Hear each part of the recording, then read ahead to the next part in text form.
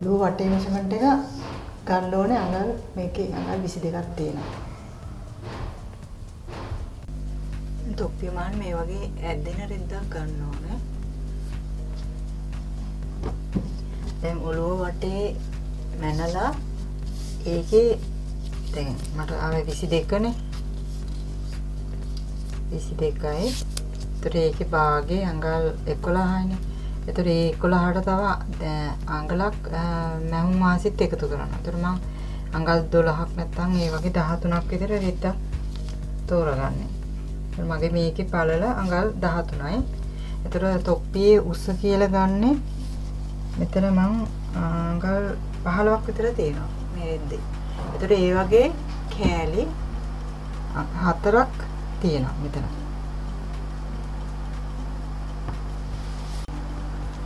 මේ දැන් රෙද්දේ මෙහෙම ඇදෙන පැත්ත මේ පැත්ත. ඒ නිසා මම දැන් මේ රෙද්ද මේ පැත්තට මේ විදිහට නමලා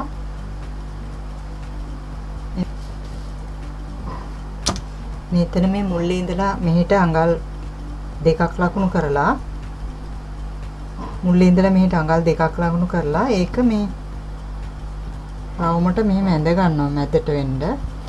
ඊට පස්සේ මෙතන ඉඳලා අඟල් 3ක් පහළට ලකුණු කරලා මෙහෙට අඟල් 3ක් ලකුණු කරලා මේ පැත්තට අඟල් භාගයයි පොයින්ට් එකක් විතර එන්න මේ දෙපැත්තෙම මෙහෙම ඇඳ ගන්නවා. ඊට පස්සේ මේ කෑල්ල කපලා දානවා.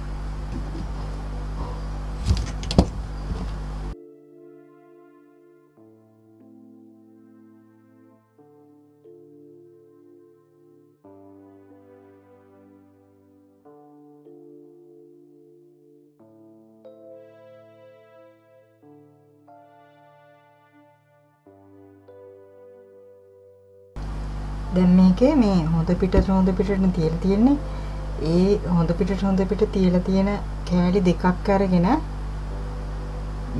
මේ අතට මෙහෙම මූට්ටු කරන්න ඕනේ. නමුත් මේක මූට්ටු කරන්න ඕනේ මේ සිග්සැග් මැහුමෙන්. මොකද නැත්තම් මේ කෙලින් මැහුමෙන් මේ මූට්ටු කරපුවම මේකේ මේ ඇදෙන ගතිය නැති වෙලා යනවා.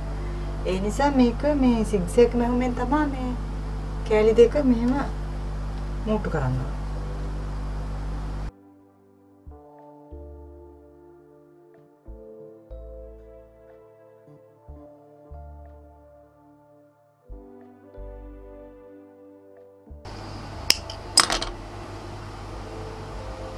සිග්සැග් මේ විදිහට සිග්සැග් මැහුමෙන් තමයි මේ කෑලි දෙක මූට්ටු කරගන්න ඕනේ. එතකොට මෙහෙම ඇදෙනවා.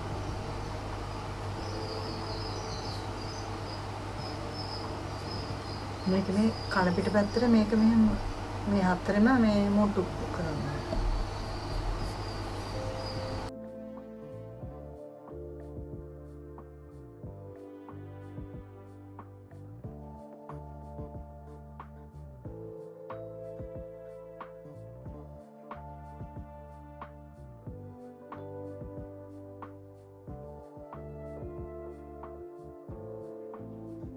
දැන් මේක මේ විදිහට සිග්සැග් මැහුමෙන් මේ විදිහට මූට්ටු කරගත්තා නේ. එතකොට මේ ඇදෙන ගතිය තියෙනවා.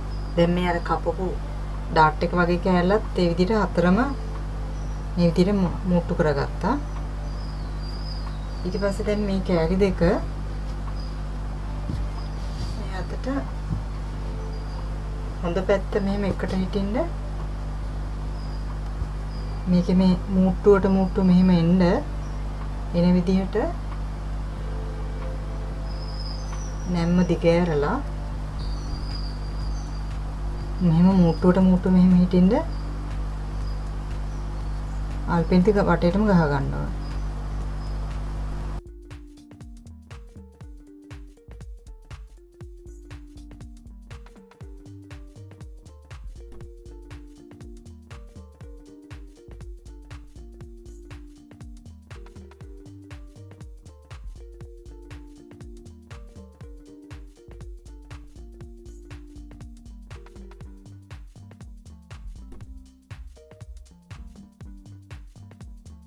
මේකේ අඟල් දෙකක් තුනක් ඉඳ තියලා මේකේ කෙලින් මැහුමේ මෙහෙම දිගටම වටේටම මහන්න මේ මෙතෙන් දෙන්න.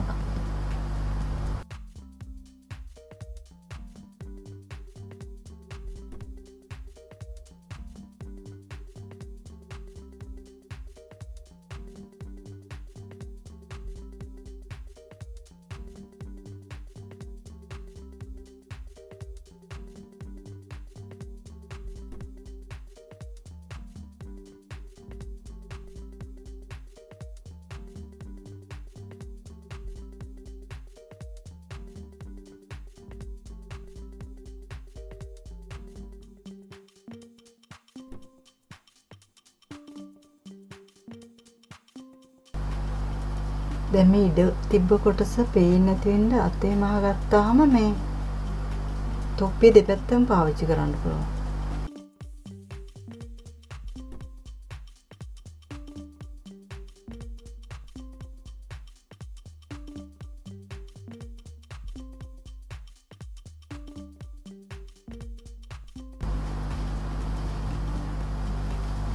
දෙපැත්තම පාවිච්චි කරන්න.